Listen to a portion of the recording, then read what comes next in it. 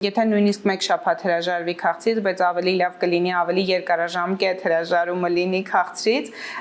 այդ մեկ շաբաթվա ընթացքում արդեն դրական ազդեցությունը կարող ենք տեսնել օրգանիզմի վրա, հատկապես մաշկի ու մազերի որակի լավացման վրա կարող է ազդել, էներգիան միանշանակ կվերականգնվի, վերականգնում է հիշողությունը եւ այստեղ նորից մեկ միֆի հետ ենք բախվում, որ քաղցրը լավացնում է հիշողությունը, բայց այստեղ քաղցրը իրականում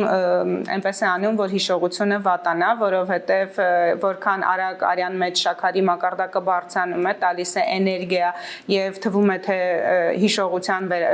վերականգնումը տեղի ունենում, այստեղ մենք հակառակ process-ն ենք ունենում մի քանի րոպե հետո եւ արյան մեջ շաքարի մակարդակը կտրուկ իջնելով միանգամից ուժասպառ է լինում օրգանիզմը, էներգիան կորում է, հիշողությունը